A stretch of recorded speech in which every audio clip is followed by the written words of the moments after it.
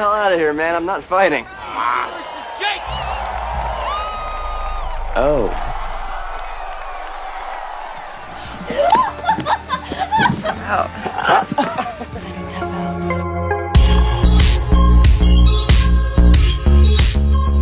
With under a minute left to play, the Knights need a big stop. The ball snaps, and DeVore charges forward, aiming for the tackle. But it's Tyler Jake, who lands a massive hit instead. The Hornets coach looks desperate, knowing his team needs an intervention. Since they can't bring down the Knights on the field, Moore tries trash talk instead, bringing up Jake's dad. That's all it takes. Jake tackles player 32 again, but this time it's personal. He slams into Moore and doesn't stop there. Anyone who gets in his way feels the impact. Chaos breaks out as players start fighting, leaving the referee powerless. By the time Jake returns to the locker room, bruises tell their own story. One teammate invites him to a party later, but Jake declines. He has to pack for the move out of state. The trouble magnet is headed to Orlando. Back home, his mom isn't impressed by the fight. Tension hangs between them until she has to leave, putting Jake in charge of his younger but fairly independent brother. Jake and Charlie start packing in the garage. Jake makes it clear he's not bothered that Charlie's budding tennis career is the reason for their move. As Charlie shifts a box, it tips over, stirring old memories. Most of their dad's things went to Goodwill, thanks to their mom, but this box slipped through.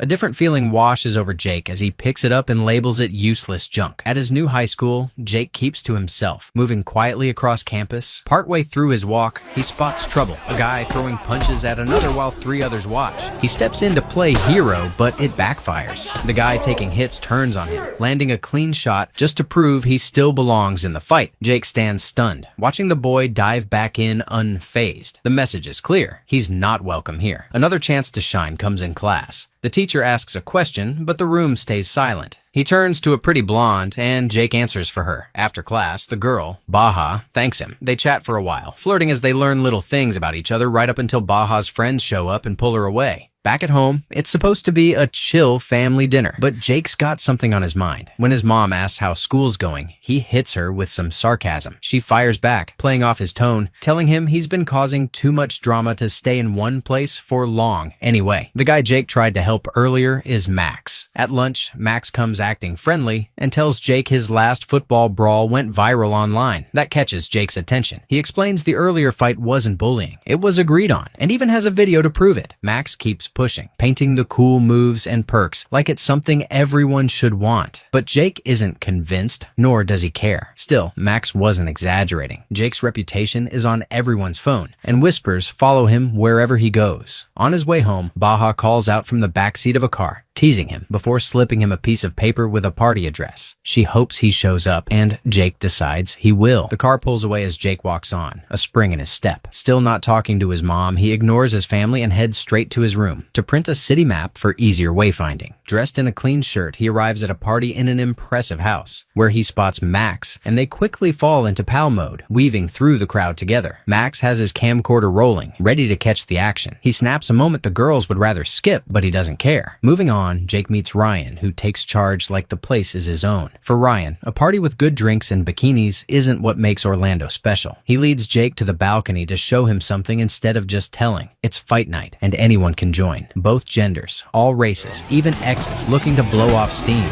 Jake's curious about who runs the show. A smirk crosses his face as he suddenly sees it in a new way, and it feels almost beautiful. He learns there's no single leader here.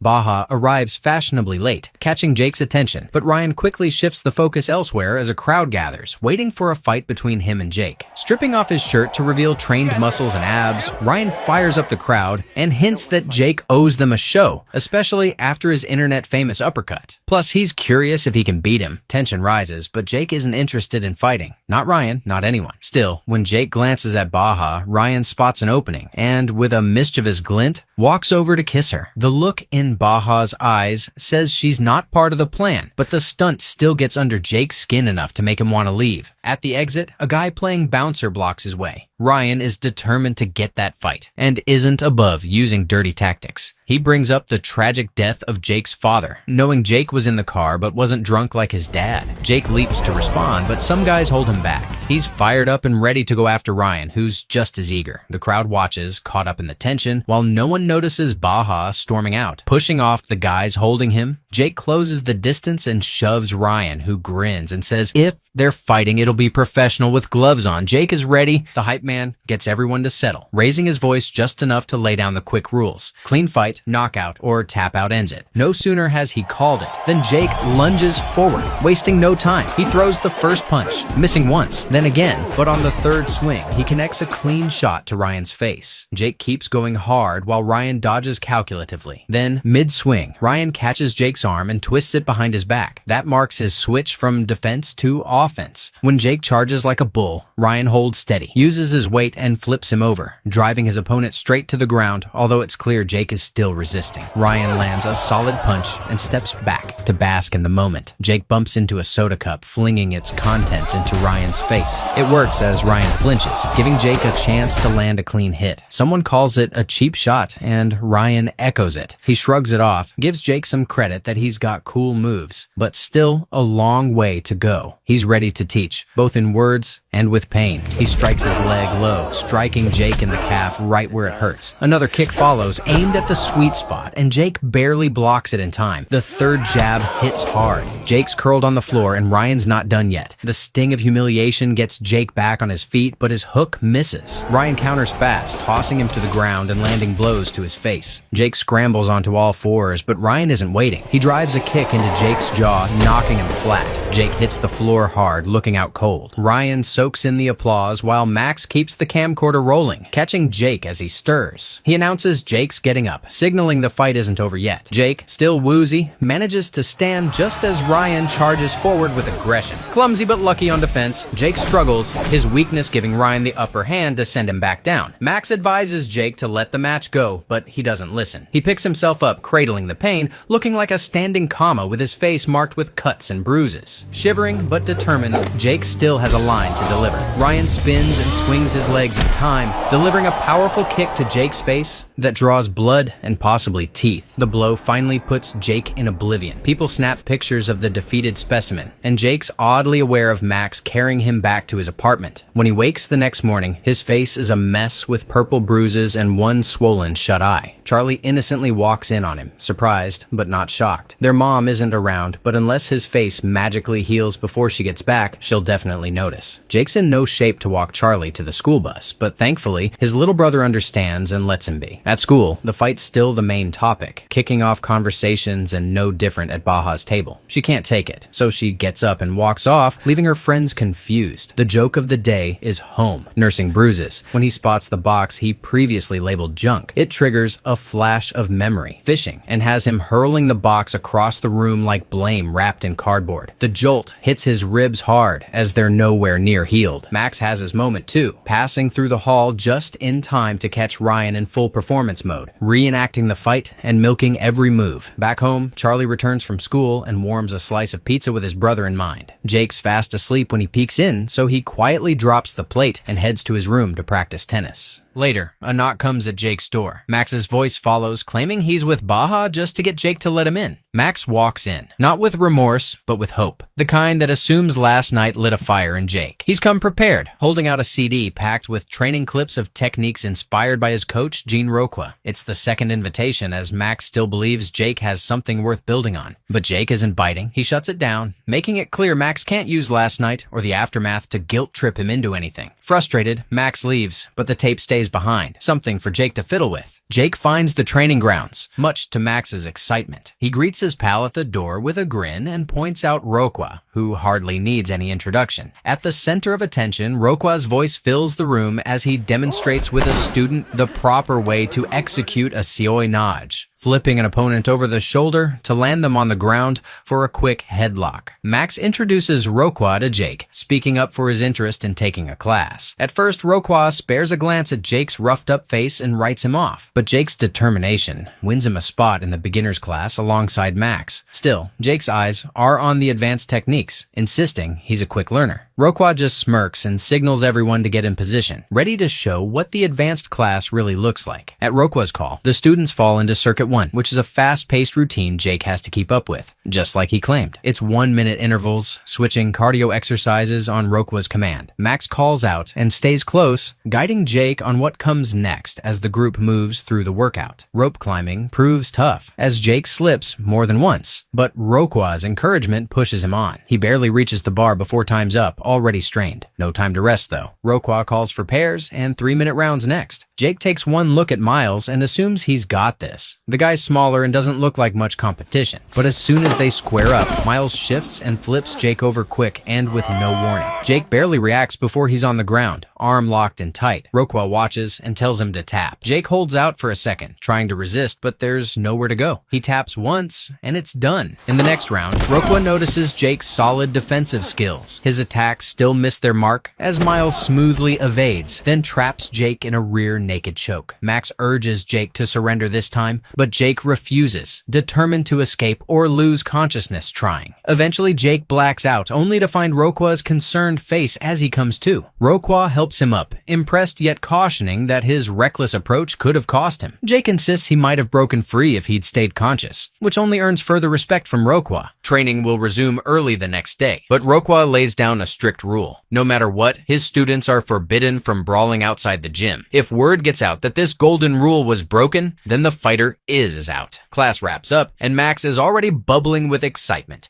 raving about how Jake left an impression on Rokwa. As far as Max is concerned, Jake's earned a spot in the passenger seat. No more riding the bus. Later that evening, Charlie gets the door and is stunned to see a gorgeous blonde standing outside. It's Baha, there to talk things through with Jake. Jake isn't ready to be so forgiving, still convinced she played a role in the stunt meant to humiliate him. Baha appears remorseful and tearful, insisting things weren't supposed to go that far, though she does try to justify it by saying Jake's still cut from the same cloth as the others. He's a fighter, she says, and he just happened to be pushed too far. She tries to draw a parallel between them, saying she's moved around a lot too and only clung to her current role because, for once, she finally fit in, even if it meant playing the part of the popular girl dating the popular guy. But Jake stays unmoved, and eventually, with nothing else left to say, Baha turns and walks away. Jake arrives at the gym a full hour before class starts, and Rokwa, seeing the effort, allows him in. Without hesitation, Jake hands over payment, 2 months up front and more than what Rokwa usually charges. Maybe he hopes the extra cash might open the door to a more friendly conversation, but Rokwa isn't taking the bait and quickly sends him off to the gym. No small talk necessary. Jake figures he'll just do his own thing until class begins, but his attempts fall flat. Rokwa steps in, pointing out Jake's stubbornness and a serious breathing problem that keeps tripping him up. No wonder Jake can't land that 3-punch combo followed by a round kick to shift a beanbag heavier than it looks. Rokwa demonstrates, each strike timed with steady breath, effortlessly sliding the bag from one end of the rack to the other. The ease of it catches him off guard, but stubbornness keeps him mocking as he struggles to coordinate breathing with each strike. Rokwa reminds him that every fighter has their own rhythm, so he'd better not undermine. The early hour slips away and other students filter into the class. Meanwhile, Ryan basks in the glow of his pretty, quietly distant girlfriend, surrounded by the popular crowd that hangs on his every move. Back at home, Jake's mom returns to her familiar routine, tidying up after the kids and keeping the house in order. At the gym, Jake grows more fluid in his movements, no longer just mimicking, but actually training. His effort doesn't go unnoticed. His classmates begin to warm up to him, and even Rokwa offers an approving smile from across the room. Now that Mom's around again, silence doesn't stand a chance. She's already clocked the missing money, and the bag in Jake's hand only sharpens her suspicion. He doesn't argue, just sets it down, resigned, while she pulls the zipper and finds exactly what she feared. The gloves say enough. He's been fighting. She doesn't raise her voice, just tells him sternly that it has to stop. Jake had asked before, casually, and Rokwa had brushed it off. But it turns out, he really does live in the gym. No mystery about how he trains the second his eyes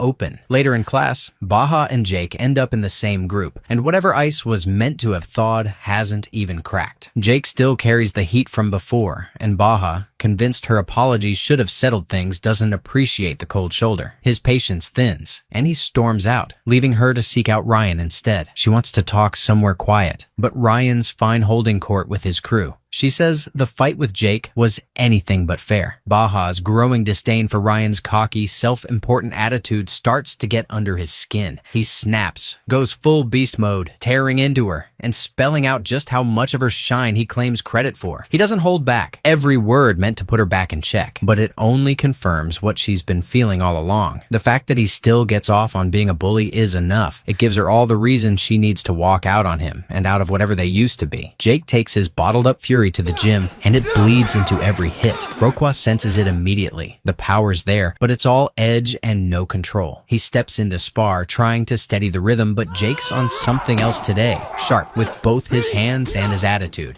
Since they can't bring down the Knights on the field, Roquan tries to reel him in. Calm as storm, but when it's clear Jake isn't willing to come down, he tells him to pack it up. Jake storms off, throwing a final jab, not with fists, but his mouth. Still, Roquan keeps his cool. Max steps in, offering to trail behind and make sure Jake doesn't spiral. Jake zones out, lost in flashbacks, barely hearing Max's voice. Max halts the car in the middle of the road, trying to snap him out of it. Behind them, a horn blares. Some driver in a rush. That's all it takes. Jake unravels. He steps out, fists flying before anyone knows what's happening. Max records and others do too. It's ugly, fast, and soon all over the internet. Thousands of views and Jake right at the center. There's a lakeside party and Jake shows up, though he's not the only familiar face in the crowd. Ryan's there too, floating through with his usual smug energy, and so is Baja, though the two of them are clearly not a thing anymore. Jake draws whispers. People have seen the video, and Baja makes her way toward him, probably hoping to soften whatever's left between them. But Jake keeps his distance, his tone flat, giving her nothing. Ryan watches, reading the tension like a scoreboard. He waits, then trails Jake toward the restroom, less for a chat, more to remind him who still thinks he's in charge. Fed up and limping, Jake's ready to drag himself home, alone. But Max keeps poking, won't let it go. So Jake finally gives in and asks about Beatdown. Ryan had thrown the name around earlier, and now it's starting to stick. Max takes him back to his place and pulls it up on his computer. What Jake sees is something else entirely. Raw footage, underground hype, crowd-packed showdowns. Beatdown isn't just a fight, it's the fight. A brutal, no-frills tournament with the kind of following that makes it feel like the Super Bowl of the street circuit. Only the best get invited, and the clock's ticking. It's just a month to go, and the invites come in by text. Roquan sees the bruises and the shake in Jake's stance and doesn't say much, just throws him out. The rule was clear. Once Jake's gone, Roquan lets his own anger slip, driving a heavy fist into the bag once. At home, Charlie's black eye raises alarms. Their mom is furious. Jake's supposed to lead, not make things worse. She's tired of always fixing what breaks. Charlie confesses it was a tennis accident, but the point stands. Jake's still the example he looks up to. Jake's return to the gym is met with a slammed door.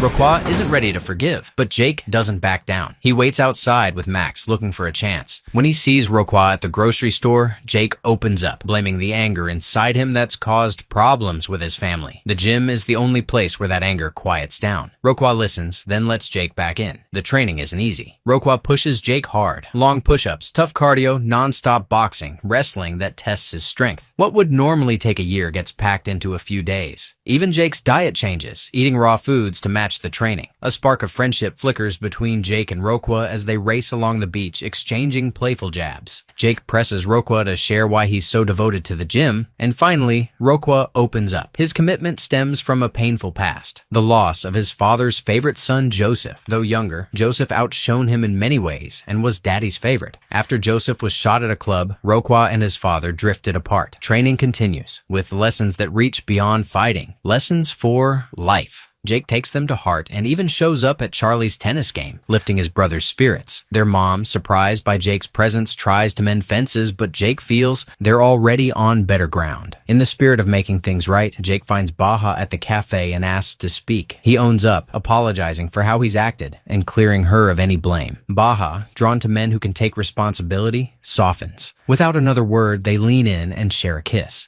Easy, warm, and full of that long overdue understanding. Later that evening, Jake's mom stops by the gym, Roqua's alone, and they talk about Jake, how different he's become. She's grateful for Roqua's steady presence and wishes Jake would stop punishing himself over his father's death. Roqua's sure the boy's on the right path. She leaves next month's payment and quietly steps out. At the cafe, Max is buzzing with excitement over Jake's upcoming match at Beatdown. But Jake's got other plans. He tells Max he's backing out, causing his friend's excitement to drain instantly. Jake doesn't flinch. He won't feed Ryan's ego. If Ryan wants to fight, he can fight himself. Away from the cafe, Jake walks Baja home. She throws a few playful jabs at him, and he answers with a gentle sweep that sends her laughing to the ground. There's an ease between them now, the kind that grows from healing old wounds. With flirtation in the air, Jake taps her behind and earns a kiss in return, the moment swelling into something deeper. But just as it's getting warm,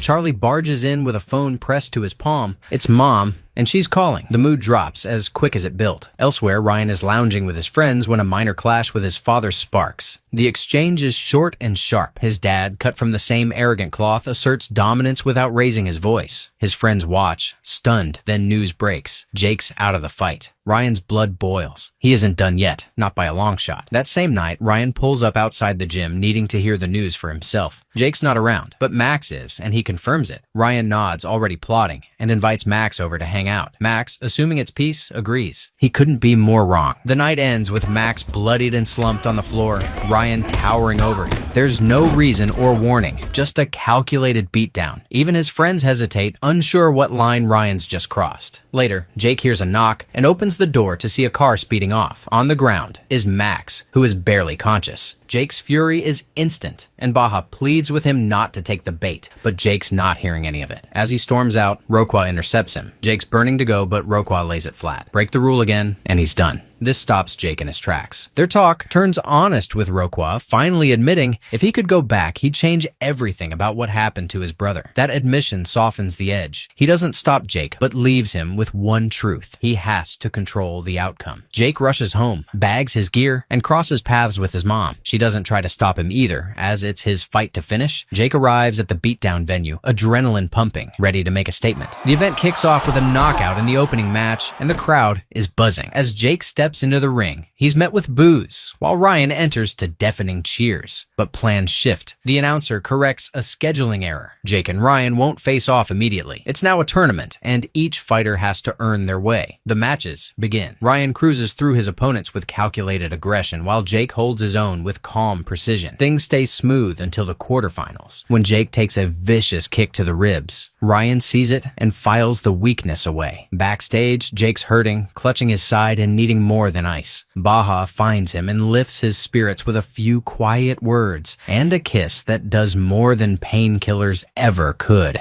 Meanwhile, Ryan crosses a line in his match, jabbing an opponent in the eye. The ref doesn't hesitate. He's disqualified despite loud protests from his crew. Jake, now prepped for his semifinal, hears the news and immediately steps down. If it's not Ryan, the fight means nothing. As he walks out, Ryan is waiting. Without a word, he challenges Jake, and soon the crowd follows, pouring into the parking lot where the real showdown begins. Ryan comes in strong, targeting Jake's ribs with brutal precision. The pain is sharp, but Jake holds steady, refusing to break. Even when Ryan locks his neck, squeezing tight, Jake doesn't tap, despite the cries from the crowd and Baja's panic. Then Jake shifts. He draws from everything: his grief, his guilt, Roqua's lessons, and channels it into raw strength. He breaks free, lands a flurry of punches, then finishes with a clean, devastating kick that sends Ryan crashing down. The fight ends not with noise, but with a look. Ryan nods in respect, and Jake returns it, calm and composed. Later, Roqua takes a step back from the gym to reconnect with his roots, and Ryan finally lets go of the anger he's carried for far too long.